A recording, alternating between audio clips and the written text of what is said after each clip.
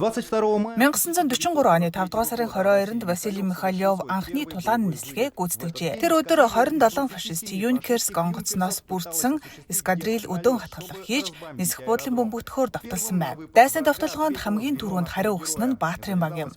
Тэнгэрт ширүүн тулалдан өрнсөн бөгөөд яг нэг онгоцны сум дуусах мөчөд Михайлов мөргөхөр шийджээ.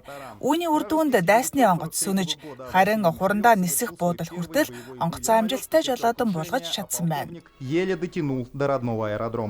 Эх орноо хамгаалах үйл хэрэгт өөрийн зан чанар, сэтгэлийн нэхийг мундаг илэрхийлж, жинхэнэ баатарлаг үлсийг бүтээсэн юм. Эх орны дайны үеэр тэрээр биечлэн 20 гаруй сөнөгч онгоцыг унгаасан. Василий Михайловын удирдсан эскадрил нийтдээ 700 гаруй тулааны нислэг гүйцэтгэсэн бөгөөд түүний удирдсан бүлэг дайсны олон арван Юнкерс, Мессершмитт болон 3 дугаар Рейхийн бусад хөлөг онгоцнуудыг устгажээ. Хурандаа Василий Михайлов шаардлагатай үед айж сандралгүйгээр өөрийн яг онгоцоо дайсны сөнөөгч онгоц руу чиглүүлж байжээ. Курскийн тулааны үеэр Василий Михайлов дайсны Юнкерс онгоц агаарт халдлагад өртсөн ч гэмтэлгүйгээр зүхтэж байгааг харжээ. Тэр үед сумгүй болсон байсан ч онгоцоо хурдаар нь гүйцэж, сэнсний ирээр дайсны онгоцны зүүн хэсгийг тас зогсон байна. Ингээд Юнкерс газар унаж сөнжээ. Энэ нь зөвлөлтийн тэнгэрийн шонхор Михайловын 2 дахь мөргөлт байсан юм. Өнөөдөр энэ баатрын нэрийг солдатскийн хорооллын нэгэн гудамж авч явдаг. Энд ойролцоо зэргүүд офицеруудын дурсгалыг хүндэтгэн байгуулсан дурсгалын цогцлбор оршдог юм. Харин баатруудын гавьяат үлсийг сурагчид хичээлийн хүрээнд судалж байна. Василий Павлович Михайлов эрсдэлтэй шийдвэр гаргаж чаддаг хүн байсан. Германы онгоцтой тулалдах үед бүх зүйл хормын дотор шийдэгдэж байлаа. Тэрний онгоц арай сул байсан ч гэсэн айж имэлгүйгээр нислэгт гарсан. Ямар ч байсан оролдож үзье гэж шийдээд зориг гарган хөөрсөн. Надад хамгийн их гайхал төрүүлсэн зүйл бол тэрний Германы онгоцтой тулалдсан нь байлаа. Тэрээр нийт 20 онгоц сөнөөсөн. Миний бодлоор энэ бол маш их тоо.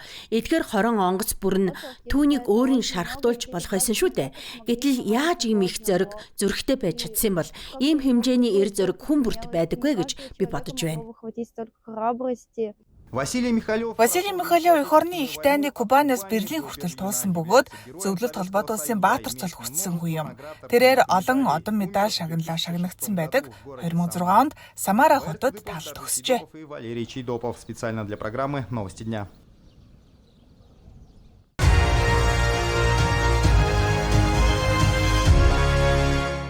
Петропавловск Камчатский хотод болсон Дорндын холбооны тойргийн Панкратион тулааны аврах шалгаруулах тэмцээнд тамирчид ээлжид удаага өөрсдийгөө сорилоо. Бусад бүс нутгуудтай харьцуулахад житийн тамирчид энэ төрлөөр тэмцээний дүнгийн хүснэгтийн сүүл бичигдэх нь элбэг байдаг. Гэвч энэ удаад тэд энэ ойлголтыг эвдэж нийт 7 медаль, үүнээс 3 алт хүрдэн их нутагт арилээ. Энэ удаагийн тэмцээний түвшин үнэхээр өндөр байлаа. Ихэнх нь Оросын холбооны улсын аваргад шалгарах боломжтой залуус ирсэн байна. Камчатка эндээс хол учраас аль аль талдаа зам, цаг, зардал ихтэй. Тийм болохоор оролцогчдын тоо 300 байсан ч бүгд ялд байгуулж улсын аваргад тэнцэхийн төлөө зорж их хүчтэй ирсэн байсан. Иван Попов 10 настайгаас хойш Панкратионоор хичээлж эхэлсэн бөгөөд энэ спортыг өөрийн сонголтоор сонгожээ. Залуу тамирчин Орос улбаны улсын аврах шалгаруулах тэмцээнд оролцож хүрэл медаль хүртэж байсан туршлагатай. Дорндын холбооны тойргийн аваргад тэрээр Владивостокоос ирсэн туршлагатай тулаанчтай уулзраа таарсан бөгөөд хэдхэн минутын дараа цуврал цохилтоор 5-2 онооны харьцаатаагаар ялалт байгуулж аваргалжээ.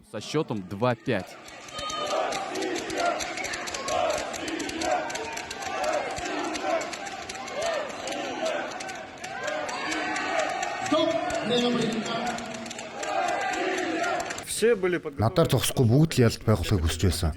Бэлтгэлээ шаргуу ээж бурхан багшд итгэж байсан надад тус болсон болов. 2023 онд Орос улбаны улсын аврах шалгаруулах тэмцээнд төрүүлж байсан туршлагатай тамирчин Никита Ракевич энэ удаад ч мөн Дорндын холбооны тойргийн аврах шалгаруулах тэмцээнээс алтан медаль хүртжээ. Бэлтгэлийн хувьд ч гэсэн маш сайн тамирчид ирсэн гэж бодож байна. Зарим нь бүр Оросын аваргын тэмцээнд оролцогчдоос ч илүү хүчтэй байсан. Өөрөөр хэлбэл нутаг уснаас илүүтэй хүмүүс хаанч байсан бэлтгэлээ тууштай хийдэг гэсэн үг. Никита Леохан 14 настай. Тэрээр Эрдэнэ Орос албаны улсын авах шалгаруулах тэмцээнд оролцсон ч харамсалтай нь ялагдал хүлээжээ.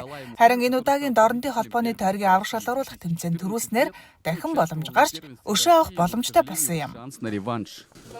Надад хамгийн их таалагдсан анхны тулаанд гарсан мөч байсан. Маш их сандарсан. Учир нь ийм олон хүний өмнө ийм насанд ийм контакттай анх удаа тулдлаа. Гэхдээ надад үнэхээр их таалагдлаа. Би бүгдийг нь ялсан, ганцхан үнд л ялагдлаа. Гэхдээ тэмцээн тойргоор явсан болохоор эцэст нь би 1-р байранд орж чадсан. 4-р сарын 30-наас 5-р сарын 5-ны хооронд Читай хотын Тамирчид Новосибирск хотод болох Орос албаны улсын Панкратион тулааны авах шалгаруулах тэмцээнд өвөр байгалийн хязгаарыг төлөөлөн оролцсноо. Который пройдет в Новосибирске.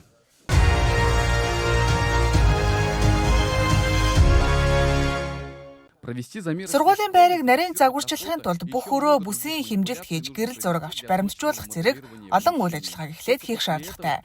Ингэсний дараа оюутнууд дизайны шийдлээр ажиллаж эхлэх боломжтой юм. Харин үүний өмнө сурагчид болон багш нарын санал хүсэлтийг заавал харгалзан үзнэ. Бид сурагчдаас сургуультай юу хармаар байна вэ гэж асуухад тэд үнэхээр олон сонирхолтой санаа хэлсэн. Бид ч боломжийн хэмжээнд нь тэдний хүсэл хэрэгцээг харгалзан үзхийг хичээсэн. Заримдаа бид ч бас өөрсдийн санааг нэмэрлсэн. Миний хувьд хамгийн хүндрэлтэй нь спорт танхим байсан юм. Учир нь танхим нь тун жижиг. Тиймээс хүүхдүүд уужим орон зайтай байгаасай гэж хүссэн. Тиймээс бид заал доторх бүх хэрэгслийг бараг бүрэн хурааж илүү задгай саадгүй орчин бүрдүүлсэн. Тоног төхөөрөмжийг бүгдийн тусад нь дасгалжуулагчийн өрөөнд хадгалахаар шийдсэн. Биеийн тамирын багшид зориулсан тусдаа өрөө өмнө нь байгаагүй ч төсөл хэрэгжүүлэгч оюутнууд түүнд зориулан зайг олж шийдэл гаргаж чаджээ. Охид сургууль дотроо хэсэг бүсчлэл хийж хоорондоо үүрэг хариуцлага хуваарлсан байна. Эхний ангийн дизайн хариуцсан хүн Виктория Пресич байлаа. Хамгийн сонирхолтой даалгавар бол шалны хэсгийг бүтээлч байдлаар ашиглах тоглоомын элементүүд нэмэх байлаа. Би өөрөө ч бас шалны тоглоом зохиож боловсруулсан. Жишээ нь сонгодог буюу шидэж дэвсдэг наадгаа эсвэл могоо хэлбэртэй шугамуд хүүхдүүдээр нь гүйж өсөрч тоглож болно. Мөн хонгол дагуу тухтай зөөлөн суудал буудан байрлуулахыг хичээсэн. Олон талтай даалгавар байсан. Таад шалны шийдлээс эхлээд тавилах хүртэл бүх зүйлийг төлөвлөх шаардлагатай болжээ. Хамгийн чухал нь төсөвтэй багтаахын зэрэгцээ орон зайг нь аль болох үр ашигтай олон үйлдэлт байдлаар шийдэх хэрэгтэй байлаа. Бид танхимын хэмжээтэй тохирохоор тавилгын хэмжээг нэгт тооцоолсон. Учир нь энэ сургууль тосгоны суурингийн жижиг сургууль болохоор ангиуд нь бага хэмжээтэй. Тиймээс бид багахан зайд аль болох олон тавилга, тоног төхөөрөмж багтаах шаардлагатай болсон. Сургуулийн хугацаанд эзэмшсэн мэдлэгээ тэд амжилттайгаар практикт хэрэгжүүлж чаджээ. 3-р сарын 18-нд багшийн коллежийн оюутнууд өөрсдийн дизайн төслийн амжилттай хамгааллаа.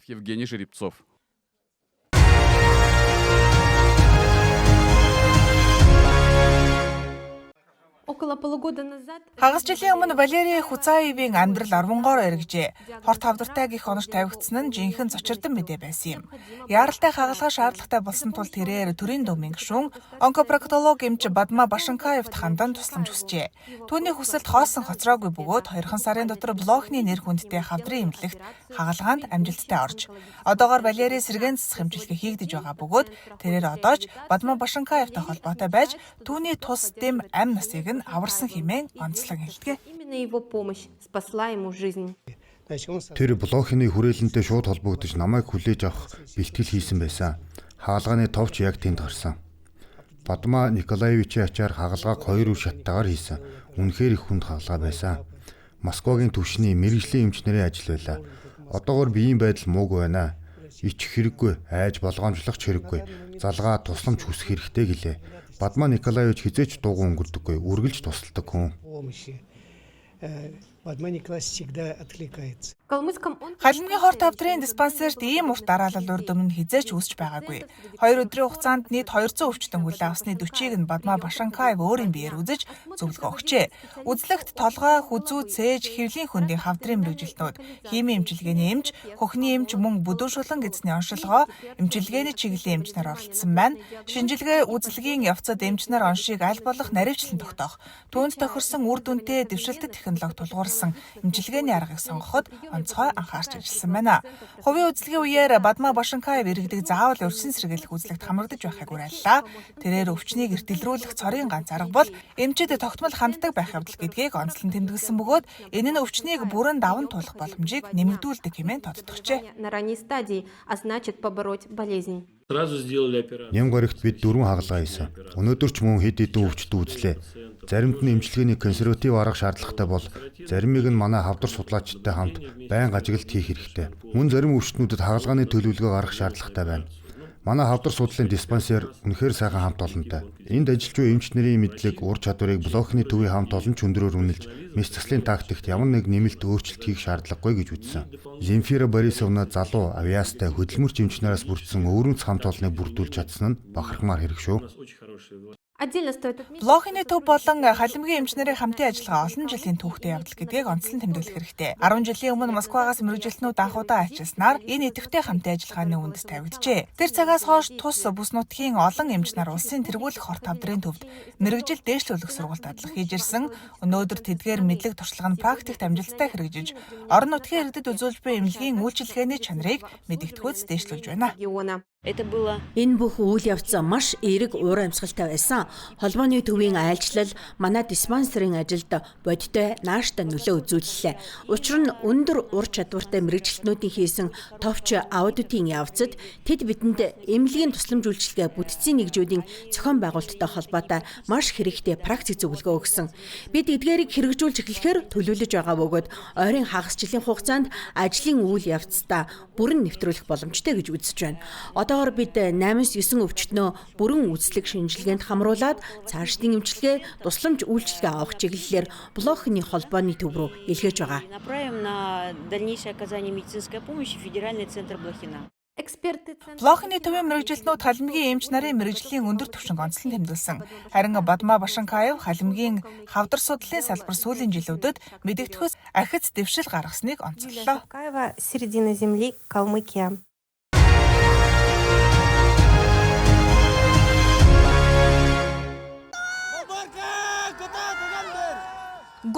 Буган чарганы уралдаан нь хамгийн сонирхолтой үзүүштэй тэмцээний нэг байлаа. Ийм ч учраас уралдаан явагдсан газарт хэдэн зуугаар тоологдох үзэгчид цугларсан нь гайхах зүйл биш юм.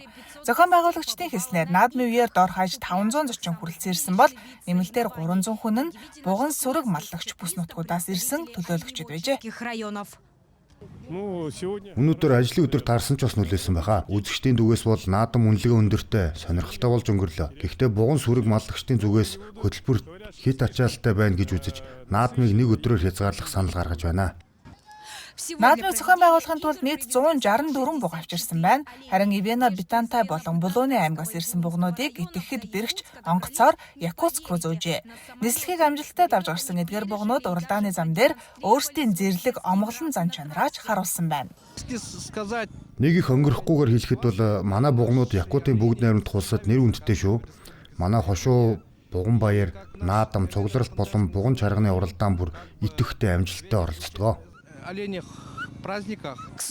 Дашин дуртахад тэмцээний шилдэг үзүүлэлтийг аламжлал ясаар Ивена Битантай хошууны бугамчид үзүүлсэн бөгөөд мөнгө Томпон, Нэрүнгэр, Булуун, Кобай зэрэг хошуунаас ирсэн тамирчид амжилттай оролцлоо.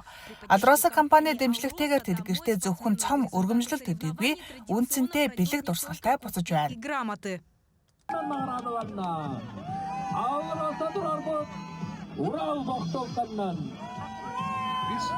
Энэ бол бүгд найрамдах улсын тэргүүн Айсен Сергеевич Николаевын өгсөн чиглэл.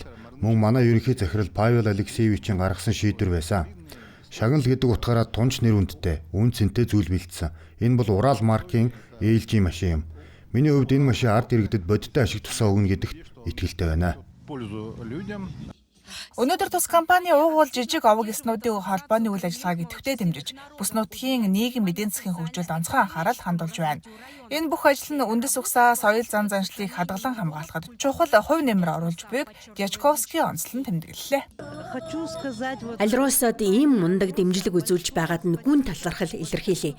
Ялангуяа уугуул жижиг яснуудын арга хэмжээг дэмжиж байгаад нь үнэхээр их баяртай байна. Учир нь тундэр ойр шувууд амьдардаг хүмүүс маань хаанч очсон өөрсдийн соёлыг харуулж идэвхтэй оролцохыг хүсдэг шүү дээ. Сарглана Неустроева, Иван Сорокаумов, Якутск.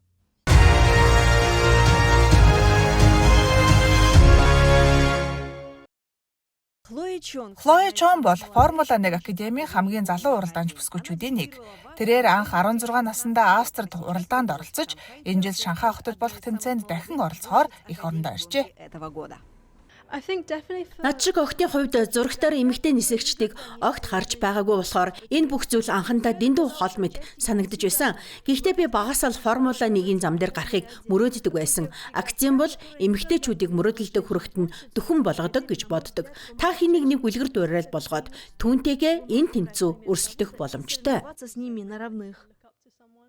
Формула 1 академиудад анхудаа Хятадд тэмцээний зохион байгуулж байна. Энэ амралтын өдрүүдэд Шанхай олон улсын автозам дээр 6 багийн 18 нисгэгч гараанаас гарсан бөгөөд тэдний дунд Хятадын нисгэгч Ши Вэй багтжээ.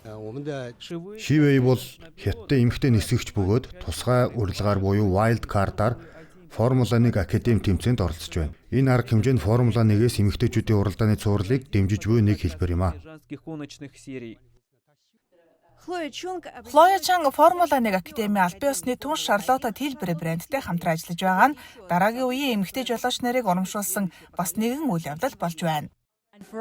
Формула 1 акцент бол зөвхөн эмэгтэй нисгэгчдэд зориулагдсан цуврал юм. Энэ бол спортын ертөнцид амжилтанд хүрч байгаа залуу эмэгтэйчүүдийн түүхийг хуваалцах маш чухал боломж. Хэрэг бид спортод хүүсийн тэгш байдлыг бий болгохыг хүсэж байгаа бол санхүүгийн тэгш байдлаас эхлэх хэрэгтэй. Энэ утгаараа Формула 1 акцент эмэгтэйчүүдийн оролцоог нэмэгдүүлэхэд үнэтэй хувь нэмэр оруулж байна. Уралдааныг үзэх эмэгтэйчүүдийн тооч жилээс жилд нэмэгцээр байгаа юм. Хятадын Гран-прийн зохион байгуулагчдын мэдээлснээр энэ жил үзэгчдийн бараг 3/1-ийг эмэгтэйчүүд бүрдүүлж байна.